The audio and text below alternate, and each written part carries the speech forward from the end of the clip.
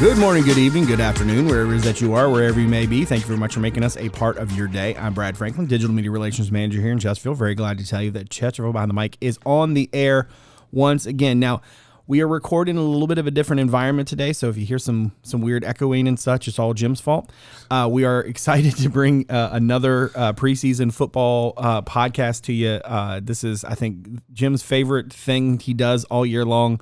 When we get on the podcast and we talk about high school football, games will be kicking off here very soon. A very interesting season ahead. But first, let me welcome Jim McConnell, creative content writer here in Chesterfield, to the podcast. How you doing, Jim? Very well. Thanks for having me, Brad. And I was saying to my wife yesterday, in fact, that I was super looking forward to today specifically for this moment. Yeah, this moment, because, at the end of the day, the chance to talk about football is always good. I feel like, especially on the heels of fake fall, like we just felt, right? So, like, it was nice and was like, it felt like football for a little while. Now it feels like, an oven, a humid oven, if that makes any sense.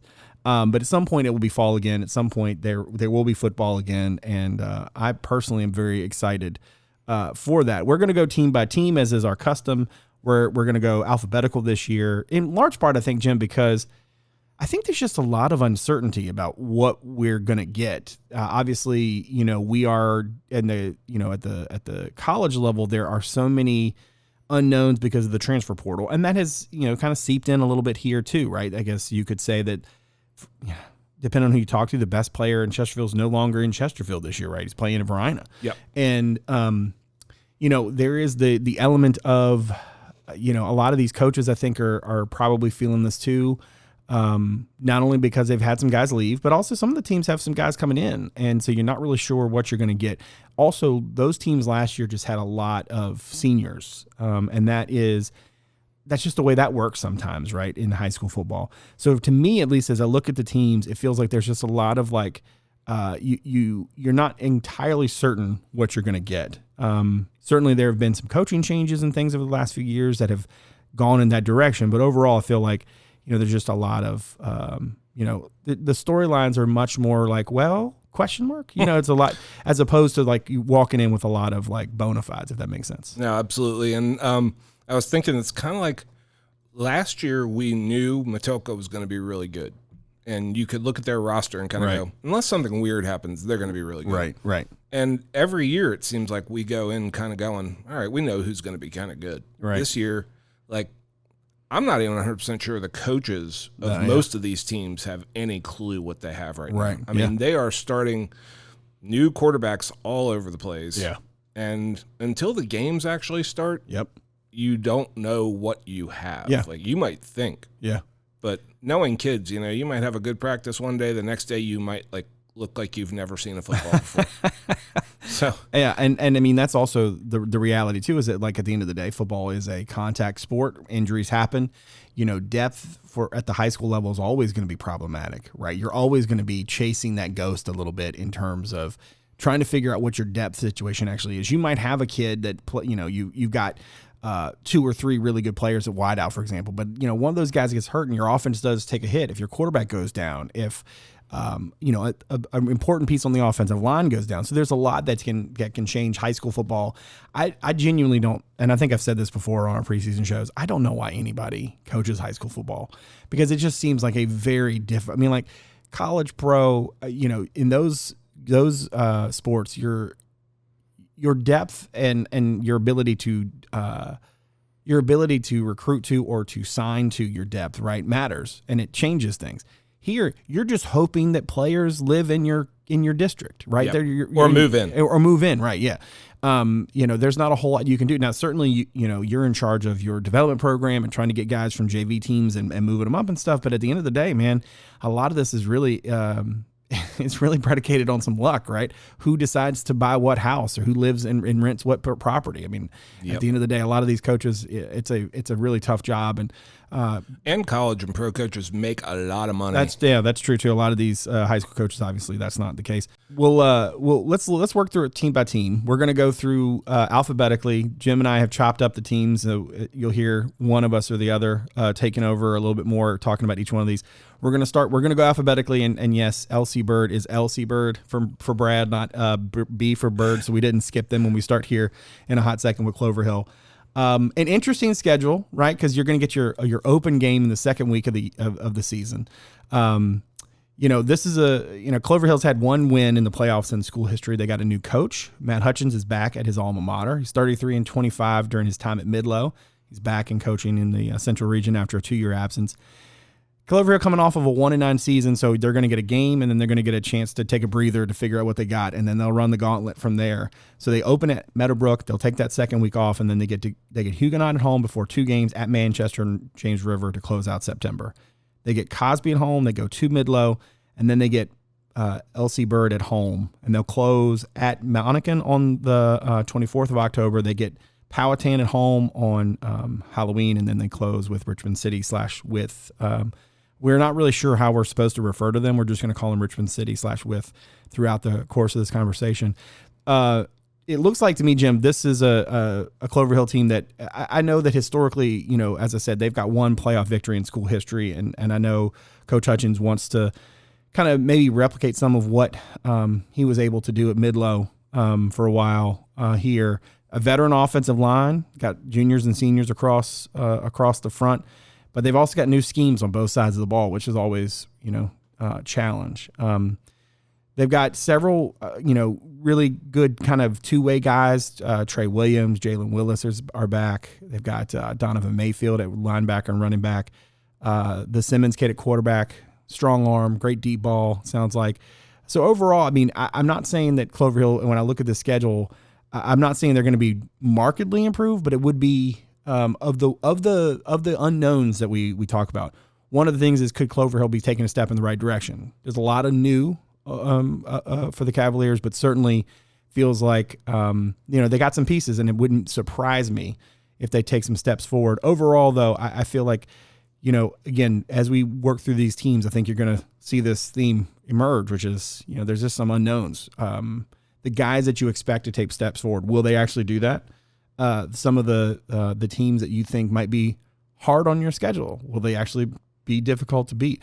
Overall, though, Clover Hill, I think if in 5C, it's going to be probably a tough road. You're probably looking at several wins if they can scratch them together, but maybe that's a good step for Coach Hutchins and his folks. Absolutely. And the great thing about hiring a coach who knows how to build a winning program, what he built in a very short time at Midlow, should be instructive for Clover Hill, because they have the same sort of texture as schools. They draw from the same sort of talent pool, if you could say that. And he knows how to do this. Yeah, it's an incredibly good hire for a place that needs to build some stability and get football back to being the cool thing to do. Like, I was thinking about some of these schools that have been down for a while. You lose the coolness factor of the kids do not want to be out there when it's 95 and 120% humidity in a helmet. Right. Yeah. If it's not cool, right? If you're not winning, if it's not fun. Yeah. It's not fun. Yeah. Like, you're going to have a hard time convincing teenagers to go out there and suffer in that. Even if it is something that they want to do. Yeah. Right. Now that, and we talk a lot about this on a variety of other fronts, right? That there's more to do now than there has ever been more to do. Like, if you watch, ratings on television, right, are no longer what they used to be, because there's a million things to watch and there's a million things to do. Same works for kids and teens, right? There's a whole lot more for them to do these days than there ever has been. So why they would want to sign up for this and do this, like you said, every day.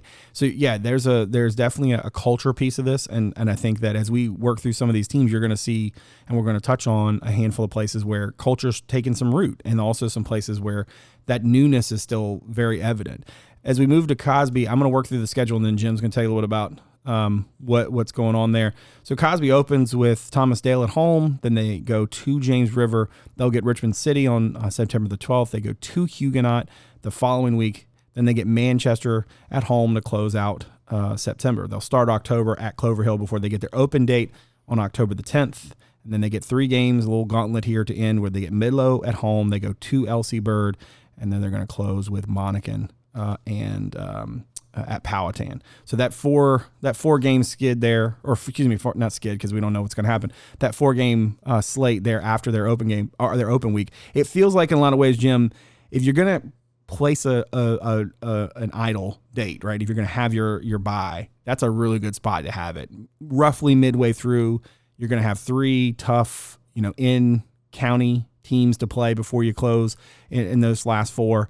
What are your overall thoughts on Cosby? That's actually exactly what I was looking at is that they are breaking in a very new team, a bunch of new coaches, which tends to happen when you don't make the playoffs for the first time in a non-COVID season since 2017, which I was surprised to find that stat. Like I kind of went, Yeah, this is interesting. They've been consistently right around the edge of playoff contention every year in 6A, which is not a nothing accomplishment, even as they've expanded the playoff format. But they have a chance to put themselves in position to have a chance, which when you're this young and you're breaking in new guys, a schedule that allows you potentially to be 3-3 going to a bye and then positioning yourself for that stretch run that's a good schedule. Yeah. It sets up well for them. I mean, they're so young. I mean, they have 7 returning starters on their team. They do, however, return their quarterback, which most of our schools in this county I was going to say do not. Yeah, that's not the norm this year. No. Preston McAfee's back, senior quarterback. That is an advantage. Huge. But he's going to be looking around at a bunch of guys going, Who are you? It's going to be like that Will Smith Fresh Prince. Where he's looking around the carpet. Yeah. He's like, just look, what? Yeah. Very, very young. They inherited, they got a transfer in from a kid, Brady Sekowitz, who's committed to NC State, left tackle. Yeah. So if there's important pyramid of importance of football positions, they've got the left tackle and they've got the quarterback. You can do a lot if you have a left tackle and a quarterback. You really can. You can do a lot with that. You can find guys who can run the ball and you can find guys who can catch the ball. Yeah. So I'm thinking, Josh, he changed. They're going up tempo on offense. And how fast do you think we're talking here? Like super up tempo? Super up tempo. As fast as they can go. I think they want to go. They want to play fast. They want to get the ball out quick. They want to be a tempo-oriented system. So run to the ball, run. Yes. Wow. Okay. It's like I said. He's breaking in. He's got new coaches all over the place, both sides of the ball. So it'll be interesting to see with new players and new coaches. Yeah. And again, you made a great point in that this is the world in which we live now. Yeah. The stability of having guys come in as 8th graders and go on the freshman team, go to JV, build their way up. That's not the world in which we live anymore. Yeah, that's not how it works. So I look for them to be more explosive, more physical. Okay. But again, there's so much sort of unknown. Yeah. I don't know. Speaking of unknown, I'm going to work through James River's schedule real quick, and then Jim will tell you a little bit about them. But I legitimately my favorite game on any of all the schedules. James River is going to open in Emporia, Virginia, against Greensville County High School, which as a Greensville County High School alum, I can say that I know exactly where that is. And I was joking with Jim before we started recording. I legitimately don't know how this happened, and somebody's going to need to explain it to me because I think Greensville now they're 2, and this is and James River's 5C. So I mean, look, hopefully, for James River, it goes the way that they want. After that, they get Cosby at home and then Manchester at home before they go to Monacan on September the 19th. They'll close out the month with Clover Hill. Then they go to Powhatan before having their open date on October the 10th as well. They get Richmond City on the 17th. They go to Midlow on the 24th. They get Huguenot at home to close out their home slate on Halloween, and then they go to LC Bird to close out the season. Give me some quick thoughts on James River. They are in building mode. Building mode, yeah. Seriously, like the great. There's sort of a double-edged sword here when you have a coach who says he's excited about what he's seen from his young guys coming up from JV, in that's good for down the road. They've got a lot of sophomores who are going to play real meaningful snaps for them. Right. The bad thing is they're probably not ready right now. Like that means you don't have guys in front of them like a lot of teams do, where your veterans, they're missing that veteran sort of leadership. They're expecting 10th and 11th graders to handle a lot of that accountability stuff. Yeah. So I do kind of go back to, like, Jacob Hodges knows what he's doing. Yeah. He knows football. Yeah. Like, these are coaches who know what they're doing. I compare it to what Billy Rudd sort of took over at Meadowbrook, where you have to get the kids to embrace football again. Yeah. You have to build up your numbers. You have to do it methodically. You have to do it in the hallway. You have to sell the kids. Right. What we're doing, it's going to work. We're going to be successful. But it's so methodical. It just takes time. And Jacob is in the process, I think, of identifying kids who can play. Yeah. And getting them to come out. Yeah. To play. Yeah. And so I think this is going to be another difficult year, because he's got a lot of kids who probably at a deeper point in their development might still be JV players. Yeah. But they're having to, They're having to take a lot of burden right now. They've got a sophomore quarterback. They've got very young players all over the field. Right. And youth sometimes can lend itself to not just uncertainty, as we're talking about, but also to sort of the up and down. And a lot of times when you're trying to build something, the hardest thing to do is to find consistency, right? Even if it's mediocre, even if it's bad, like, consistency sometimes is a gift because you know what you can expect. I think for Coach Hodges and his group there, certainly, you know, what you're looking for is not just guys to be good, but can they do it consistently? And because when you get to those valleys, sometimes if you have the peaks and the valleys are harder for you to get out of when, you know, you don't have a whole lot to draw on. So that's going to be something, that challenge for them as it was last year, as it will continue to be this year, right? Just sort of when you're in that building mode, when you're trying to construct something, consistency is the thing you're chasing, and you're chasing it constantly. When we look at LC Bird, Jim, and I'll work through their schedule real quick before we get into some notes about them. Bird is one that, you know, historically we know what Bird has been. We know the flag that Bird has carried for not just Chesterfield, but for the Central region. They will start the season at Midlothian. They'll go to Thomasdale in week 2. That's an interesting 2-game road swing to open things up. They'll get Monacan at home before they go to Powhatan on the 19th of September. Then they get Richmond City on the 26th to close out the month. They go to Huguenot on the 3rd of October. They get Manchester at home on the 10th. They go to Clover Hill on the 17th. They get Cosby at home on the 24th, and then they'll be open on Halloween. So where we were talking about earlier, you know, you play a game and then you're open. Well, they're going to have the opposite of that, right? Which is you're going to play, you know, 9 games and then you're open and you close out the season with James River. So for Bird, you really hope that by the time they get to Halloween, you know, the playoff situation is very clear. They're able to get healthy.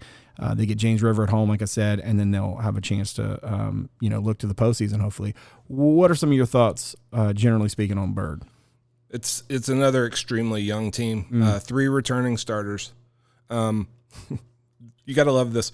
Matt Bland, veteran coach. Like, he's his second year as head coach, but he's been around the program. He's an alum. He understands the culture that is Bird.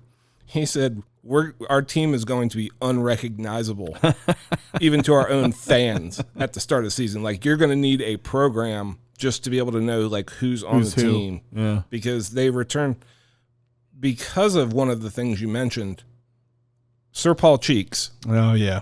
Who was going to be not only a starter, but their leading ball carrier and probably their best defensive back. Yeah. Leaving in the middle of the summer that's rough. Kind of a that's rough. Kind of a blow. That's rough. Not to mention he has the greatest nickname. I was hoping you were going to go there, yes. and I was kind of trying to tee you up for it because people have got to hear this. Yeah. When he committed several weeks ago, I didn't know this at the time, but I mean, his name is already Sir Paul Cheeks, which is incredible in and of itself. But his nickname is Jesus in Cleats. And I will just tell you that across the recruiting spectrum nationally, it blew up for a lot of folks who saw his highlight. And I think, you know, the highlight was great, but the name was even better. So it's really rough that, you know, you can't, to lose a kid that talented at that point in the process is really tough. And that's just not something you just pick up and let me just insert name of running back here. That's not how this works. Yeah. Not a kid that good. Totally changes your plans. And if you have sort of a depth chart on your little board that has Sir Paul Cheeks, and then you don't have him the next day. It's sort of like we were talking about with high school. You just don't replace that. Yeah, you can't do that. Oh, next man up. Yeah. Next man is looking around going, wait. Yeah. Moses ain't walking through that door, you know what I mean? He's really not. However, and I'm pointing as I say, however, Bird does have the number one recruit in the state of Virginia and a top 30 national recruit. Yeah. In Chris Whitehead. Yeah. Who is, as we speak, booking, travel to places such as Ohio State, Tennessee, Notre Dame, and Miami to attend their games this fall. Yeah. That should tell you he's as we're recording this, he hasn't even started his junior year of high school yet. Yeah. And he's being recruited by everybody. Everybody in their brother. Everybody. 13 sacks, 23 tackles for loss last year. The kid is a monster. Yeah. So I expect him to face double, triple, the occasional quadruple team. And whatever you can do. The whole student body right, whatever. Prove that the other guys on the D-line can actually do some stuff because he's going to get blocked by everybody. Yeah, he is. Yeah. Let's move on to Manchester. So Manchester will open with Monacan. They'll go to Glen Allen and then to James River before they get Clover Hill at home. They go to Cosby on September the 26th. They open October against Midlothian at home. They'll go to Bird on the 10th, and then they get their open date on the 17th of October. They'll close out the season at Powhatan, and then Halloween night they'll be playing Richmond City, and they'll go to Huguenot on the 7th of November to close things out.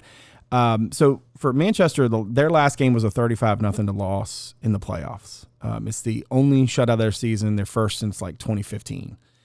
I don't care how successful your season is, when it ends that way, even if you win 8 games, right? Like it's gonna leave a bad taste in your mouth. So I think that's something, for Manchester that you're definitely expecting. I don't want to say a response per se, but definitely you can understand why that might have driven a lot of folks going into the offseason and certainly this summer. They got 4 returning starters at wideout alone. They got a 4-year starter back at quarterback. You got a defense that has 10 starters back. You got 2 transfers of note. They got Caleb Polk coming in the backfield from Huguenot, and they got Gavin Glencoe coming in from Clover Hill. So you've got a handful of really talented players, both at DB and wide receiver.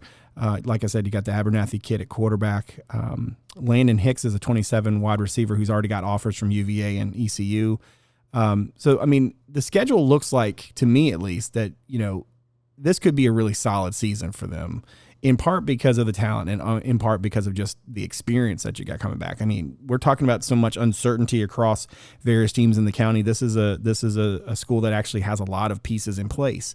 So the Lancers, I think, this is going to be an interesting run.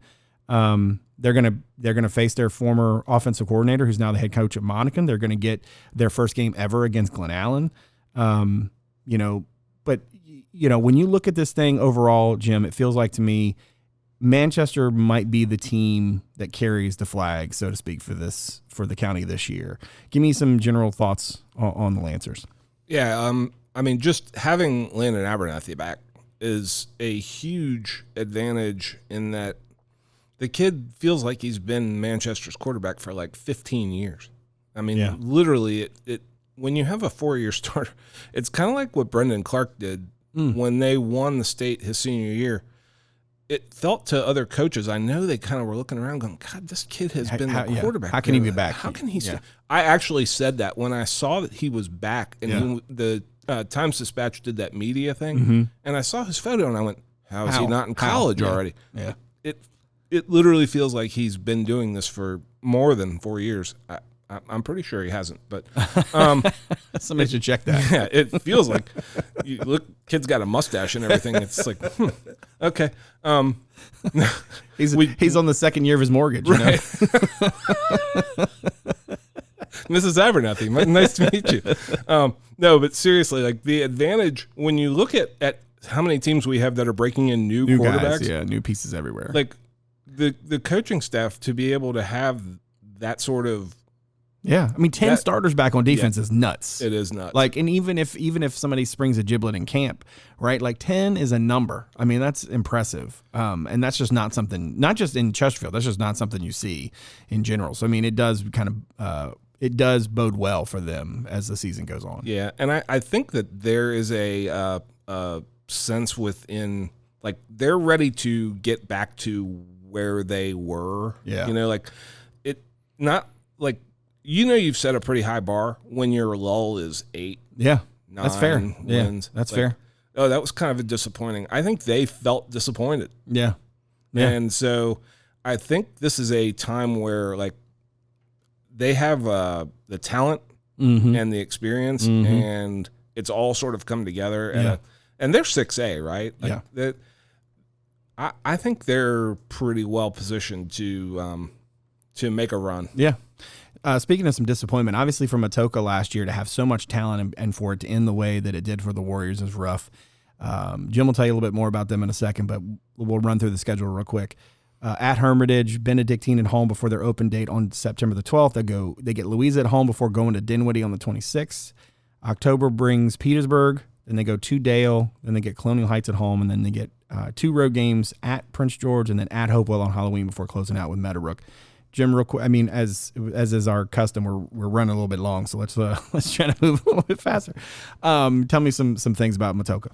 Well, I would say, Matoka's 4 best players from last year are matriculating now in FBS colleges. South Carolina, 2 at UVA and 1 at Pitt. Yeah. So not making it out of the region last year. Yeah. Losing a 1-pointer to Bird was.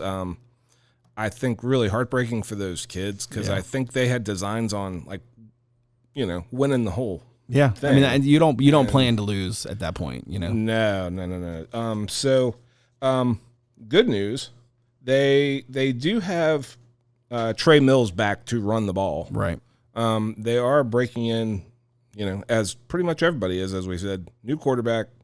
They have 2 good starting offensive tackles back, Sean Goodwin, Malik Fulton. Mm-hmm. So, as we've said, there are building blocks, and Fred Stutz, like, he seems pretty bullish on this team. I think what has happened, and in contrast to the guys that are at the start of the building process, Matoka has built. Mm-hmm. They made it cool. They reinvigorated inside a proud the school, program. The proud program. Yeah. Now everybody wants to be part of it. Yep. So now you're rolling those kids up through who were, like, in the shadow of Caleb Williams and, that class of kids who are gone now. Yeah. And now it's their time. Yeah. Honestly, he seems pretty excited about the potential and, feels like they could catch, some people sleeping on them just because the names aren't the same, right? They don't have Caleb, they don't have Newton Short. They don't, speaking of kind of trying to, bring in that sort of proud program, let's talk about Meadowbrook. They'll open the season with Clover Hill at home. They go to Kecoughtan on September the 5th before their open date on the 12th. Then they get Deep Run at home. They go to Hopewell. They get Dale at home on October 3rd. They go to Prince George and Petersburg back-to-back on the 10th and 17th of October before hosting Dinwiddie, playing Colonial Heights on Halloween, and closing at Matoka. Tell me a little bit about Meadowbrook. Meadowbrook, other than Manchester, is by far, and Meadowbrook actually might be the most experienced team in Chesterfield and one of the most in the region. I mean, they have 21 seniors back, 18 returning starters. This is the culmination of what Billy Rudd has been trying to do since day one. Yep. I mean, they do not have their quarterback back. Right. They have a sophomore quarterback, Deshaun Chisholm, but literally, like, his job, he has so much talent. Just do the thing. Yeah. It's like he's the point guard. He is literally the old school, not the modern scoring point that just takes the ball and tries to score every time down. His job is literally to be like, here's an old school reference for all you ACC hoops fans out there. Phil Ford. His job is to take the snap from center cleanly, protect the ball, and get it to a playmaker in space. Yeah. He has the list of guys they have who are wide receivers / defensive backs that Billy mentioned, seniors, juniors, all sorts of talent. The thing will be getting the one ball that exists to all these guys. The one ball that exists. I mean, Yeah. It's really incredible what he has done in a very short period of time. They've gone 3-7 his first 2 years. And he said, we've been building, we've been working quietly. Now is the time to let our play do the talking. Yeah. I mean, they are positioned to, frankly, the Central District is a pretty wide open thing right now. Yeah, for sure. After Harry Dalton took his talents to Southern IMG. California. Yeah. So let's work through Midlothian. So the last three teams on the schedule here are all for me. So you're gonna hear me talk a lot over the next few minutes. My apologies. That's just sort of the way it worked out. All right. So Midlothian is going to open with Byrd at home. They get Douglas Freeman at home. They get Powhatan at home. They get Wythe at home. They get Huguenot at home. See a pattern? I've never seen anything like it. I don't know how they did that. It's kind of incredible. All right. So then they open October at Manchester. It's their first road game. They don't get until literal October. They get Clover Hill at home, they go to Cosby, and then they get James River at home before their open date on Halloween, and then they close at Monaghan. Imagine if they also got a home game to close the season. All right, so they were 7-4 last year, lost to Louisa in the first round of the playoffs. That Louisa team, I mean, I think a lot of folks sort of had a feeling that might happen, but this is second year for Coach there. Over the last three seasons, though, they're 26-11 in the regular season, but 1-3 in the playoffs. So clearly they've done a really nice job of winning games during the season, but the postseason has been rough. They get their second leading tackler back this season, and the Whitlow kid. They get 5 offensive starters, including the quarterback, the running back, and on the offensive line, where they've got 3 players coming up from a 9-1 JV team, which was kind of cool. They got a deep wide receiving core. They've got a lot of offensive production. I think they were 30 plus points a game. They've got a mix of some youth on the defensive side of the ball, but they do have some seniors there as well. Overall, I think it sounds like the defensive line is probably the youngest. So that's a concern, I think, for any coach when you're looking at in the high school ranks, in terms of the season. But overall, when you open up with that many home games, you would expect that there should be some good things in there. Then again, one of the themes, again, is uncertainty. When you look across the county and you look across schedules, there's just a lot of unknowns in terms of who's going to be what. But I could totally see them getting, to October with, 4, if not 5 wins. And if that's the case, this could be a very good year.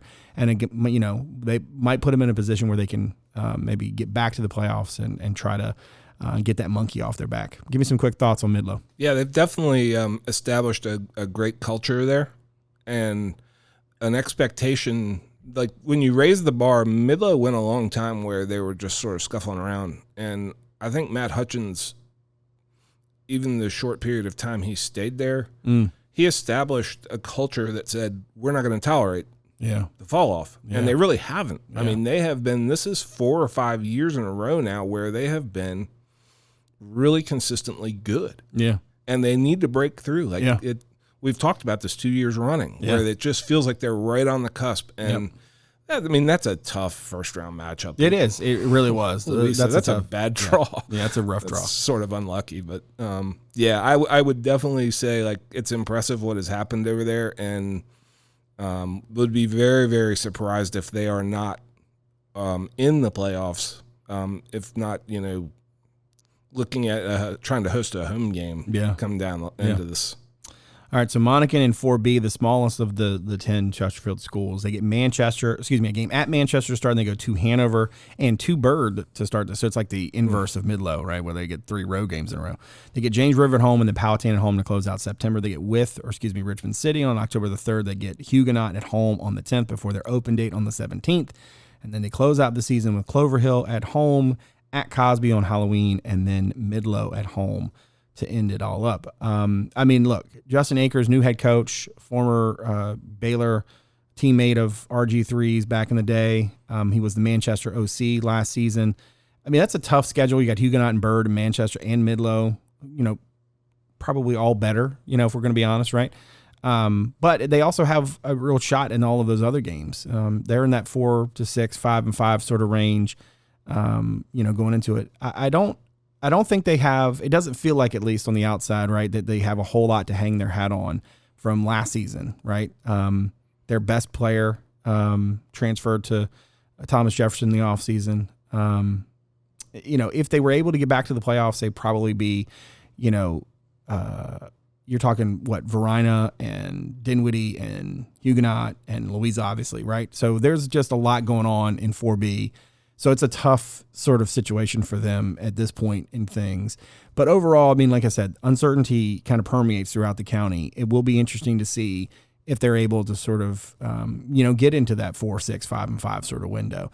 Give me some quick thoughts on Monacan. Yeah, definitely a hard way to start your, coaching career when you look at Monacan sort of as the smallest school enrollment-wise in the county. Right. They're already sort of because they play all of the county, they play all of the Old Dominion District teams, right, who are all 5 and 6. So they're all bigger to start with. So then you're like, okay, but then the disadvantage is when it's time for playoff seeding, you're in 4, which is loaded. Loaded, yeah. So I'm like, if I was looking at that as a coach, I'd be like, this is interesting because all the teams I'm playing are bigger than me in enrollment. Right. And then my teams that I have to compete against in the playoffs are all, it's stacked. 4 is as stacked as any. Yeah, it's interesting, right? It's like, because it's like it's detrimental in some ways to play the bigger teams because they have more options because their enrollments are larger. And then sometimes when you get to the step down, it's actually because then you have a larger, maybe in some ways, even though it's not like you don't have as many kids, because it's geographically larger and because football is kind of a bigger deal. Like, I just named off a bunch of teams. Football is a big deal in all 4 of those spots, right? And so it's tough, I think, for teams like Monacan, and you see this in a handful of places around the state, right, where you have this one school that isn't quite as large as the ones around it, and they sort of suffer because the schools they have to play are then pulling talent from almost county-wide, so to speak, right, or in a larger geographic area, and therefore it's just a bigger deal in some of those places. It's an amazing point. Yeah, it's just funny how that works out. But I do think that to your earlier comment, right? There's a lot that goes into having to sort of put together the bona fides, right? And when you're playing the bigger teams during the year, and then you also then in the postseason have to contend with these quote unquote smaller teams, but the more traditional powerhouses at that level, it does present a real challenge. And so it will be interesting to see sort of how things work out for them as the season goes on. All right, we're running long. As I said, we're going to close out with Thomas Dale here. They get at Cosby to open the season. They get Bird at home before their open date on September the 12th. So there's another early bye, which is I think most coaches probably hate. Although maybe now think about it, maybe you play 2 games, you get you get some film, and you get a chance to sort of make some changes if you need to. So they get Glen Allen home, Prince George at home to close out September. They go to Meadowbrook to start October. They get Matoka at home on the 10th. They go to Dinwiddie on the 17th, to Patrick Henry Ashland on the 24th, and to Petersburg on Halloween before they close out against Hopewell. So I mean, look, this is a Dale team that bounced back from a pretty uncharacteristic season when they had a lot of guys go down. They have a team that has more experience, as a lot of their guys saw, pretty significant time last season. They got a handful of, really talented players back. They got the kid going to Navy on the line and on tight end. They got Daniel Lewis back. They've got Jaden Height back. They got Michael Davis at linebacker. They got N.K. Hines back for his 3rd season running back, who's going to William & Mary. And they've just got a lot of talent. They got Michael Flowers, who was all Metro region last season. They've got a handful of really talented players with, some solid college interests and stuff. So, I mean, this is a team that will be favored against pretty much all of the out-of-district opponents. The toughest competition will be their in-district, right? The question, I guess, going into this then is, are they able to sort of put it all together? And I think that is a challenge. There are a couple of teams here where, you can see some real talent. You can see this should be a better year for them maybe than compared to some of their other colleagues here in Chesterfield. Is Dale going to be one of those teams, right? Can they put it all together? And that's the question, that bouncing back piece. Can they really do that? Give me some quick thoughts on Dale before we wrap up. Yep, absolutely. And I think it starts at Dale with having Kevin Tucker there as long as he has. Everybody knows what the standard, I hate this cliche, but the standard is the standard. Standard is a standard.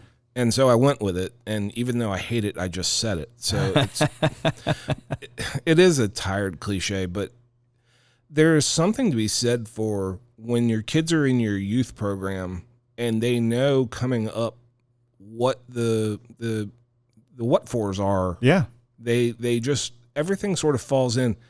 And so I think I would place Dale as probably my highest floor team. Okay. Honestly, just because it feels like a team that's a very safe pick to be pretty darn good. Yeah. I have Manchester as my high ceiling team. Okay. I think if everything clicks for them, they could be really good. Right. But I do think Dale is a very, very safe pick to be pretty good. Yeah. Well, as is our custom, we'll be back middle of the season roughly to kind of see where things are going, see which way the wind's blowing, who has been able to answer the questions, who's given us some actual results to discuss, and kind of how it's all sort of stacking up. But Jim, thank you very much for being back on the podcast, talking to us about football. Look forward to doing it again here soon. Thanks a lot, Brad. It was a blast. Make sure you check us out on social media. On Twitter, it's at Chesterfield VA, and on Instagram, it's Chesterfield Virginia, all one word. And on Facebook, you can check out our podcast page. Just search Chesterfield Behind the Mic. Now, make sure to follow or subscribe to the podcast on Apple Podcasts, Spotify, Google Podcasts, Overcast, or wherever it is that your shows are sold. And if you're so inclined to give us a rating or a review, we greatly appreciate it. As always, a video version of our show is available on our YouTube channel as well as on our website at Chesterfield.gov/podcast. That's also where you can submit feedback anytime, make a suggestion, or just reach out to us.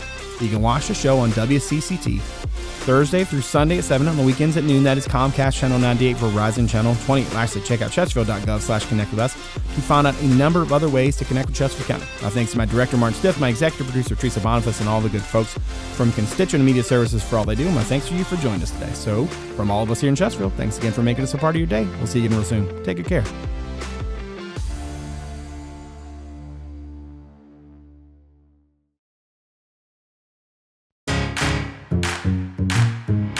From blogs to podcasts. And I'm very glad to tell you that Chesterfield Behind the Mic is on the air once again. Weekly video segments and newsletters. Social media, the latest community news. And this is your Chesterfield News Minute for September 19th. How to get in touch, and everything in between. If you want to know about Chesterfield County, our Connect With Us webpage has you covered. Chesterfield.gov/connect with us. Connect with us, your source for all things Chesterfield.